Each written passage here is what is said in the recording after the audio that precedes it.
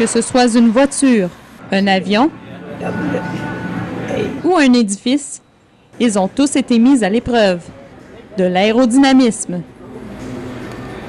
Au Canada, on effectue ces tests au tunnel avant de l'Institut de recherche aérospatiale du Conseil national des recherches à Ottawa, près de l'aéroport international.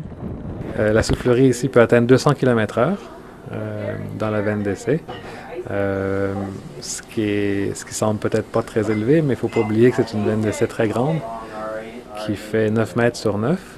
Ça veut dire qu'à chaque seconde, il y a environ 4 tonnes d'air qui traversent. Donc on fait des tests sur des voitures, des maquettes d'avions. De ces temps-ci, pas trop souvent, mais ça va arriver bientôt. Des tests sur des ponts. Le client d'aujourd'hui, dont le nom ne peut être divulgué, nous vient de pays asiatiques. À l'aide d'une maquette, il vient ici tester les effets de poids et de tension que le vent apporte à la structure d'un pont. On fait un essai sans véhicule sur le pont et ensuite, on ajoute des prototypes de camions. Si les chiffres de l'analyse sont concluants, la construction du pont sera approuvée. Le même principe s'applique aux voitures. 2 entreprises reconnues dans le monde de l'automobile font partie de la clientèle de l'Institut de recherche.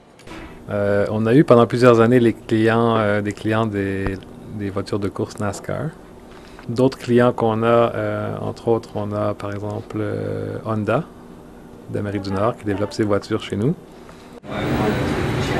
C'est toute une équipe d'une dizaine de chercheurs, de techniciens, d'analystes et d'ingénieurs qui mettent en pratique les principes de génie éolien. Ils ont la chance de voir tous les nouveaux concepts avant le grand public. Tout comme ceux qui travaillaient à l'Institut au cours des années 70, qui ont pu effectuer les tests sur la maquette du Stade olympique. Martine Mayotte, pour la Cité collégiale, à Ottawa.